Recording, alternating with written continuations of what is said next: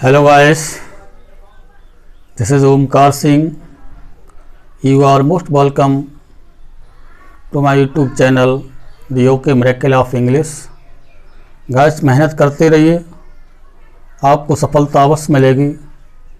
इस महत्वपूर्ण सेंटेंस के साथ आज हम एक्सरसाइज फॉर प्रैक्टिस का पार्ट 4 लेकर उपस्थित हैं, based on active and passive voice, जिसमें कि मिक्सचर रूल्स का हम डिस्कस कर रहे हैं। आज वीडियो शुरू करने से पहले आपसे हम्बल रिक्वेस्ट है, अगर पहली बार चैनल पर आए हैं तो वीडियो को सब्सक्राइब कर लें, चैनल को सब्सक्राइब कर लें, लाल बटन सब्सक्राइब कर दिया उसमें प्रेस करें और पास में बने बेल आइकन को भी प्रेस करें, जिससे प्रत्येक वीडियो का नोटिफिकेशन सबसे पहले आप तक पहुंचे। और साथ ही अगर आपको वीडियो अच्छा लगे तो वीडियो लाइक शेयर कमेंट अवश्य करें। इस कार्य के लिए हम आपके आभारी होंगे। Thanks for doing this great work. Now let's begin today's session. Exercise for practice part 4। First sentence है do this work at once. देखिए, स्वयं करके आप देखिए। पहले जैसे फर्स्ट सेंटेंस दिया है do this work at once, तो आप अपनी कॉपी पर नोट करिए। जैसे वीडियो को पॉज करें और सेंटेंस को पैसिव मूड में बनाएं। सभी पैसिव चेंज करना है, एक्टिव से पैसिव बनाने का प्रक्रिया चल रही है इस समय। जब हम बनाएं उसके बाद आप तुरंत वीडियो शुरू करके अपने सेंटेंस को चेक करें, क्योंकि check your knowledge is the best inspection. सबसे बड़ा परीक्षण निरीक्षण अपने ज्ञान को ही चेक करना माना जाता है। यदि आप अपने ज्ञान को स्वयं चेक कर लेंगे तो निश्चित रूप से आप अधिक सीखेंगे। दूसरा व्यक्ति आपको चेक कर सकता है, लेकिन इतना अधिक नहीं जितना कि आप स्वयं को चेक कर सकते हैं। सुकरात ने भी कहा, जो कि हमारे विश्व के ग्रेट फिलोसफर रहे हैं, नो दाई सेल्फ, अपने आप को जानिए, खुद को जानिए, खुद को पहचानिए और एकदम हिम्मत और करेज के साथ किसी कार्य में लग जाइए। आप निश्चित रूप से सफल होंगे, श्योर और सर्टेन आपको सफलता मिलेगी। मेहनत करते रहिए। तमाम आंधी तूफान बरसात तमाम विपत्तियों का सामना करते हुए अपने जो आपका लक्ष्य है उससे पीछे मत हटिए। आप सफल होंगे, निश्चित श्योर सफल होंगे। ये मन में विश्वास रखिए। तन में है विश्वास, मन में है विश्वास, हम होंगे कामयाब एक दिन, हम होंगे कामयाब एक दिन। तो उस विश्वास को बनाए रखिए और जुट जाइए एक्सरसाइज करने में। जो भी वर्क करें मन से करिए, प्रसन्न मुद्रा में करिए, आपको बहुत समझ में आएगा। चलिए शुरू करते हैं। Do this work at once. अब first form of the verb से शुरू सेंटेंस दिया है, इसका मतलब सेंटेंस हमारा इम्पेरेटिव है। इम्पेरेटिव सेंटेंस से प्रार्थना का, सलाह का, आर्डर का या आदेश का भाव प्रकट होता है। तो do this work at once, इस कार्य को तुरंत करिए, आदेश का भाव प्रकट हो रहा है।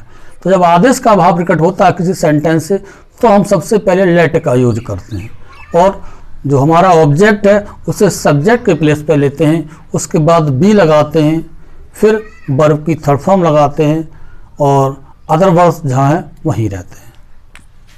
तो सबसे पहले हम क्या करेंगे, लेट, क्योंकि इसमें सब्जेक्ट नहीं दिया होता है। Imperative sentence mostly V verb की फर्स्ट फॉर्म डोंट या डू नॉट से शुरू होते हैं, नेवर से भी शुरू हो जाते हैं नेगेटिव फॉर्म में। तो ऐसे सेंटेंस में सब्जेक्ट हिडन होता है, जो कि सेकंड पर्सन यू माना जाता है। आप चाहे बाय यू लगा सकते हैं, अन्यथा नहीं लगाएं, कोई आवश्यकता लगाने की नहीं है। तो लेट, अब ऑब्जेक्ट का वर्क है दिस वर्क, तो late this work, this work. फिर इसके बाद बी, अब थर्ड फॉर्म वर्ब की फर्स्ट फॉर्म थर्ड फॉर्म बन जाएगी डन। अदर वर्ड्स के स्थान पर एट वंस या अदर वर्ड्स मान लीजिए अपने सेंस में। तो सेंटेंस हमारा क्लियर हुआ, let this work be done at once. ये आपके समझ में आ गया होगा। अब देखिए नेक्स्ट सेंटेंस दिया है, बहुत छोटा सेंटेंस है। डू इट क्रिया है और ऑब्जेक्ट है। सेंटेंस के लिए सब्जेक्ट जरूरी होता है, बिना सब्जेक्ट के सेंटेंस हो सकता है। सेंटेंस के लिए हेल्पिंग वर्ब जरूरी होती है, बिना हेल्पिंग वर्ब के सेंटेंस हो सकता है। सब्जेक्ट के लिए ऑब्जेक्ट जरूरी होता है, बिना ऑब्जेक्ट के भी सेंटेंस हो सकता है। लेकिन सब्जेक्ट के लिए मुख्य क्रिया मेन वर्ब आवश्यक होती है, बिना मेन वर्ब के सेंटेंस नहीं हो सकता।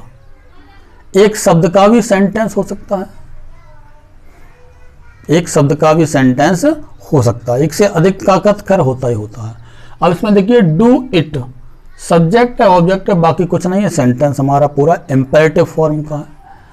तो सब्जेक्ट ऑब्जेक्ट दिया है तो लेट से शुरू कर दिए, ये भी ऑर्डर का भाव प्रकट हो रहा है। डू इट, इसे करिए, एकदम कुछ कार्य किया जा रहा था, आदेश का भाव प्रकट हो रहा है, तो let it be done, let it be done, sentence हमारा कंप्लीट हो गया। विस्तार से चर्चा हम पहले कर चुके हैं जब हमने क्लास के अकॉर्डिंग पढ़ाया था। Don't close the door, don't close the door, दरवाजा मत बंद करो। तो इसमें भी किसका भाव झलक रहा है? आदेश का भाव झलक रहा है। तो लेट से शुरू करेंगे, लेट सब्जेक्ट के रूप में आ जाएगा द डोर, द डोर। अब इसमें डोंट है, डोंट या डू नॉट को हटा देते हैं, फिर नॉट का प्रयोग करेंगे सब्जेक्ट के बाद। Let the door not be closed, let the door not be closed. जब डोंट या डू नॉट दिया जाता है तो इसको हटा देते हैं और जो हमारा सब्जेक्ट होता है उसके बाद नॉट का प्रयोग कर देते हैं। नेक्स्ट बने रेस्पेक्ट योर पेरेंट्स। अब देखिए ये सेंटेंस कुछ ऐसा है कि जिससे आदेश का भाव प्रकट नहीं हो रहा है। इससे एक देखा जाए तो सलाह का भाव प्रकट हो रहा है। देखिए प्रार्थना का इसमें प्लीज नहीं दिया तो प्रार्थना हटा दीजिए। अपने माता पिता का सम्मान करो, तो ऑर्डर जैसी बात नहीं, एक सलाह एडवाइज का भाव प्रकट हो रहा है। जब एडवाइज का भाव प्रकट होता है तो हम शुड का यूज करते हैं। जो हमारा सब्जेक्ट होगा, नया सब्जेक्ट होगा, उसके बाद क्या लगाएंगे? शुड का यूज करेंगे, फिर बी लगा देंगे, वर्ब की थर्ड फॉर्म लगाएंगे।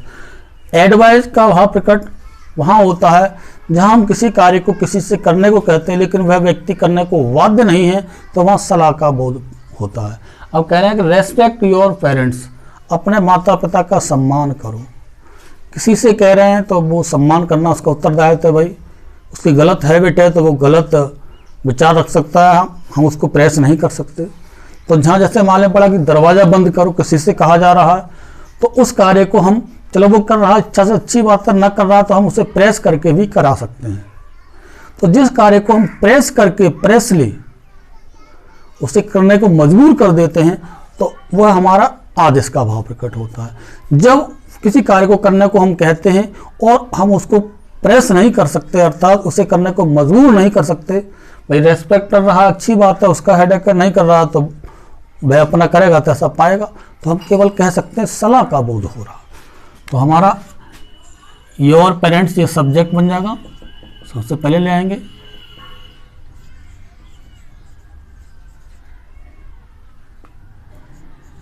अब क्या लगाएंगे? Should be respected, your parents should be respected. देखिए करेक्ट तो आपका यही है, 100% करेक्ट है सेंटेंस। लेकिन देखा गया है कि जब हमारा किसी भी सेंटेंस में ऑब्जेक्ट दिया जाए और वो बनाना हो आपके लिए प्लीज ना हो, ऑब्जेक्ट दिया जाए लेकिन प्लीज नहीं हो और आपको पैसिव में बदलना हो, तो उससे आप लेट से बना सकते हैं, ये आपको छूट है। क्योंकि लेट जो वर्ड होता है वो ऑर्डर के साथ साथ उसमें कुछ परसेंटेज कहना चाहिए। मेरा अपना मानना है कि एडवाइज की भी होती है। अब ऐसे बना सकते हैं, इसके लिए हम और करके अथवा करके, let your parents B respected. ये भी सेंटेंस हमारा करेक्ट है, लेकिन ये 100% करेक्ट ये है। अब मोस्ट देखा गया है कि एग्जाम में आता है, कॉम्पिटिटिव एग्जाम में दिया है तो लेट को भी सपोज कर लिया जाता है। तो आप ये समझिए, अगर प्लीज दिया था तो रिक्वेस्ट पहचान लेंगे आराम से। अगर किसी सेंटेंस में ऑब्जेक्ट दिया हो और क्रिया दी है तो आप लेट से बनाएं, कोई दिक्कत नहीं, सभी सेंटेंस लेट से मान्य होंगे, ऐसा देखने को मिला है। क्योंकि अधिकांश विद्वानों ने लेट वाले को प्रीफरेंस किया है, तो आप लेट से आराम से धड़ाधड़ बनाइए, सेंटेंस आपका करेक्ट होगा। जो सेंटेंस शुड से बनेगा वो लेट से भी आराम से बन जाएगा और लेट से भी करेक्ट माना गया है। ओके, लेकिन गहराई से देखा जाए तो शुड का यूज करना चाहिए, लेकिन जब बोर्ड मान रहा है और हमारा कहना चाहिए जो चैन बोर्ड मान रहा है, टीजीटी पीजीटी में भी इस तरह के सेंटेंस आए तो वो लेट के लिए प्रीफरेंस किया गया है, तो लेट वाला आप लेट लगा के सेंटेंस को बना सकते हैं। ये आपके समझ में आ गया होगा।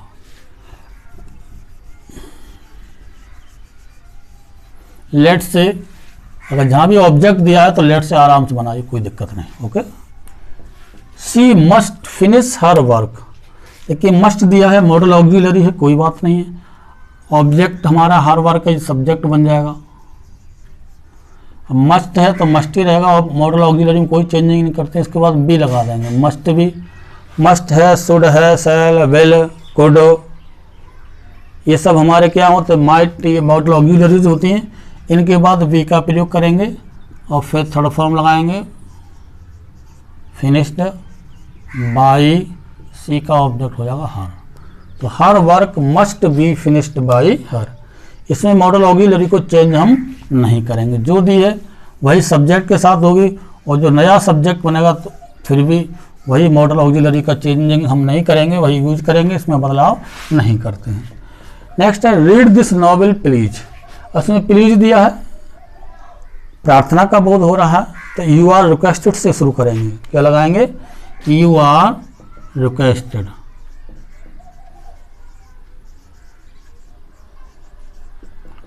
फिर 2 + B1, तो B1 अर्थात read, to read this novel, और प्लीज को हटा देंगे। You are requested to read this novel. इस तरह से सेंटेंस को हम बनाएंगे। प्लीज वाला तो आसान है, यू आर रिक्वेस्टेड लगाइए, बना दीजिए, टफ कोई नहीं है, बस एक बार दिमाग में आपके आ जाने चाहिए। Don't go in the dark. अब देखिए ये सेंटेंस है don't go in the dark, इसमें ऑब्जेक्ट नहीं है, इस सेंटेंस में ऑब्जेक्ट नहीं है। ये मत समझना कि द डार्क ऑब्जेक्ट है, ऑब्जेक्ट नहीं है, क्योंकि इसके बाद प्रीपोजिशन दिया है, तो प्रीपोजिशन के बाद ऑब्जेक्ट का जो है सेंस के लिए नहीं माना जाता है। तो don't go in the dark ये आपका नेगेटिव फॉर्म में है। किसका भाव प्रकट हो रहा है, अंधेरे में मत जाइए। भाई प्लीज दिया नहीं तो प्लीज को हटा दो। ऑर्डर का प्रयोग नहीं कर सकते कि अंधेरे में मत जाइए, कोई जाना चाहता चला जाएगा, हम पर रुक थोड़े रहा है, तो केवल सलाह का बोध हो रहा है। तो क्या लगाएंगे यहाँ पर, you are advised, you are advised. अब नेगेटिव है तो नॉट टू लगाते हैं, not to go, V first हो गई, इन द डार्क। ये आपका 100% करेक्ट सेंटेंस है, इसी तरह से बनेगा। जब ऑब्जेक्ट स्पष्ट नहीं हो तो ऐसी स्थिति में यू आर एडवाइज्ड का ही प्रयोग करेंगे, इसमें शुड हम नहीं लगा सकते, और ना ही लेट का प्रयोग होगा इसमें।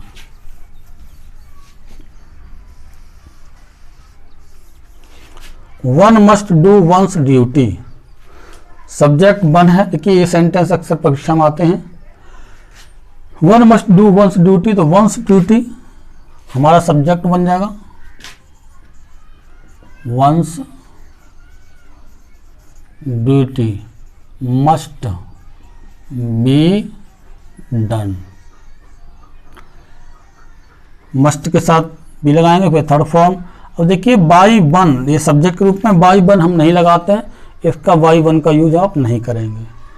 अब ये सेंटेंस कभी कभी इस तरह से भी आ जाता है, देखिए वंस भी हटा दो, जैसे प्रत्येक व्यक्ति को अपनी ड्यूटी करनी चाहिए या अपनी ड्यूटी होनी चाहिए, तो इसे केवल आप सिंगल कहीं कहीं देखा गया है कि ड्यूटी मस्ट बी डन।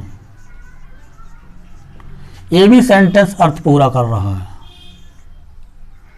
ये भी सेंटेंस आपका अर्थ पूरा कर रहा है। ड्यूटी मस्ट बी डन, कर्तव्य को किया जाना चाहिए, तो किसके द्वारा, अर्थात हर व्यक्ति के द्वारा। तो ये भी सेंस अपना पूरा लिए बैठे हैं, लेकिन ये वाला आपका जैसे परीक्षा में पूछा जाता तो यही दिया होगा, लेकिन ये भी अपने आप में कम नहीं है। अगर कहीं शास्त्रार्थ की बात है तो ये भी सेंटेंस आपका सही है, क्योंकि भाई भाषा है ये सेंस पर चलती है, अकॉर्डिंग सेंस। रूल्स रेगुलेशन तो खैर होते ही हैं अपने। नेक्स्ट वन सेंटेंस है, थोड़ा सा स्टैंडर्ड है। Let him play cricket. जब लेट से शुरू होता है तो लेट से ही पैसिव शुरू करेंगे, आप बनाएंगे लेट, नया सब्जेक्ट बन जाएगा क्रिकेट, फिर बी, थर्ड फॉर्म हो जाएगी प्लेड। अब हिम, बताइए क्या है, बाई हिम। ये बाई हिम बाद में ले आएंगे। Let cricket be played by him, इस तरह से बना देंगे। देखिए 10वां ही हो गया आपका नमा, और 10वां देख लीजिए, सी कैन नॉट टीच हिस्ट्री। तो उसमें कैन नॉट दिया, कोई बात नहीं, हिस्ट्री सब्जेक्ट बन जाएगा हमारा। ये भी मॉडल वर्ब दिया, history can not be taught by her. 11वां देखिए, नेवर डिसीव द पुअर। इस सेंटेंस को थोड़ा सा ध्यान से देखिए। चलिए मैं पूरा ही रफ कर दे रहा हूँ, फिर उसके बाद जो सेंटेंस है उस पर ध्यान रहेगा आपका।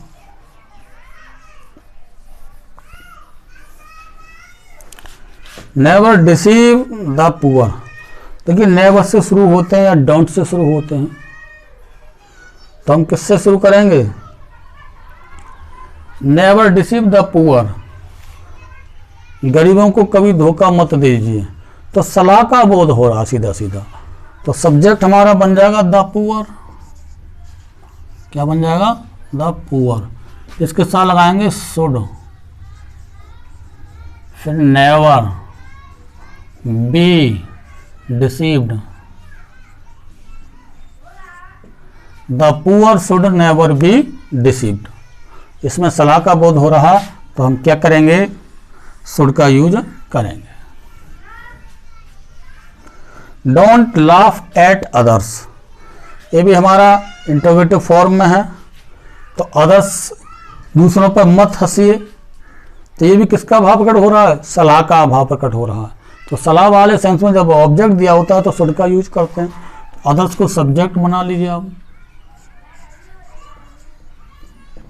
अदर्स शुड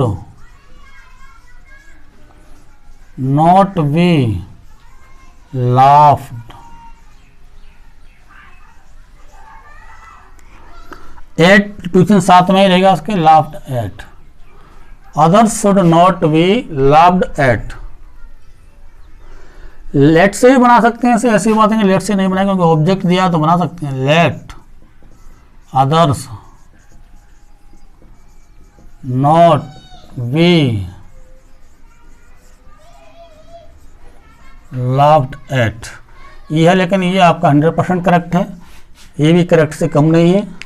तो दोनों तरह से आप कैसे भी बना सकते हैं। ऑब्जेक्ट दिया है तो लेट का यूज कर सकते हैं, अगर प्लीज ना दिया है कोई दिक्कत नहीं है। देखिए नेक्स्ट वन सेंटेंस है, सिट डाउन। ऊपर लिख दे रहा हूं यहां पर मैं, सिट डाउन। 13वां सेंटेंस आपका, बैठ जाइए। अब इसमें केवल क्रिया है, ना कोई ऑब्जेक्ट है, तो लेट से तो बनने का मतलब नहीं है, और ना इसमें शुड का यूज होने वाला है।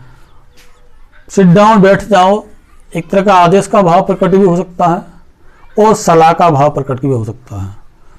तो आदेश का भाव लगा दो, सलाह का। प्लीज तो दिया नहीं, प्लीज का भाव कर सकते हैं इसमें। भाई अंडरस्टूड है किस तरह से हम कहेंगे, सिट डाउन बैठ जाइए, प्लीज सिट डाउन बैठ जाइए, बैठ जाइए। तो प्लीज का भाव लगा दो, यू आर रिक्वेस्टेड, कोई दिक्कत नहीं, you are requested to sit down. वो अपने सेंस में अगर आप ये समझें ऑर्डर का, तो यू आर ऑर्डर से बना सकते हैं आप, अथवा करके, you are ordered to sit down. Advice भी लगा सकते हैं, लेकिन तो जो आप सेंस के अकॉर्डिंग आप बना सकते हैं। अगर बात आती है ऑप्शन वाली तो वहाँ समझने की ज़रूरत है।